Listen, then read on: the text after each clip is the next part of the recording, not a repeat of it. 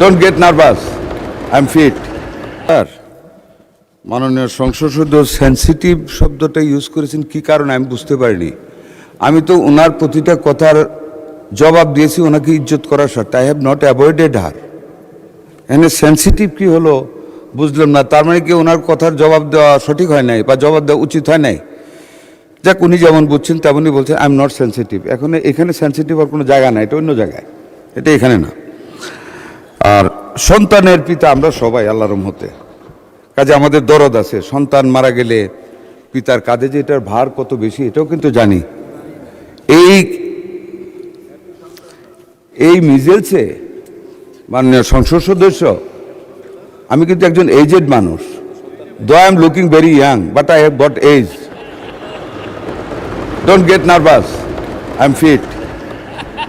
মাননীয় স্পিকার, আমি মিজেলসের ওয়ার্ড কিন্তু ভিজিট করেছি despite of my health risk, এবং I cried in Mohakhali infectious disease hospital after the first death of a child due to the lack of intensive care unit at that infectious disease clinic. I cried, but I think you have not visited a ward of measles patients. কাজে আমি কিন্তু বুঝি সন্তান, আমার সন্তানেরা হাম হয়েছিল। I have that অ্যাগুইনেস। সুতরাং এটা বললেন না দয়া করে। আরেকটা জিনিস আপনাকে বলি, পরিসংখ্যান বিষয়ে একটু দয়া করে ক্রস চেক করবেন। শুধু একটা পত্রিকায় উঠলে এটা আপনি আনছেন, আপনার কোনো দোষ না। I am not blaming you মাননীয় সংসদ সদস্য, বাট একটু ক্রস চেক করেন। এই গভর্নমেন্ট আমরা কিন্তু we are committed to the welfare of the people. We are committed to do something under the leadership of able leadership of mister Tarique Rahman, the honourable prime minister. কাজে একটু cross check করিয়েন যে এই জিনিসটা আপনি দিয়েছেন মৃত্যুর ঘটনায়। আপনার মুখেই কিন্তু একটু কন্ট্রাডিক্টরি বলেছেন। একখানে 98টা মৃত্যুর কথা বলেছেন, আবার নিশ্চিত মৃত্যুর কথা বলেছেন। নিশ্চিত ওয়ার্ডটা এবার ইউজ করা হয়েছে regarding the death only due to the measles attack, যেটা ওয়ার্ল্ড হেলথ অর্গানাইজেশন তারা যেটা নিশ্চিত করেছে। আমাদের 41 জন রোগী আমাদের এই পর্যন্ত ওয়ার্ল্ড হেলথ অর্গানাইজেশনের এবং ইউনিসেফের যৌথ সমীক্ষায় ডিউ টু মিজেলস মারা গেছে মাননীয় সংসদ সদস্য।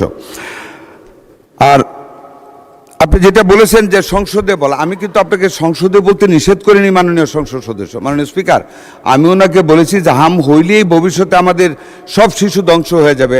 করোনার পরে বলা হয়েছিল যারা করোনার ভ্যাকসিন নিচ্ছে সকল মানুষ, কেউ পঙ্গু হয়ে যাবে, কেউ কিডনি ফেল হয়ে যাবে।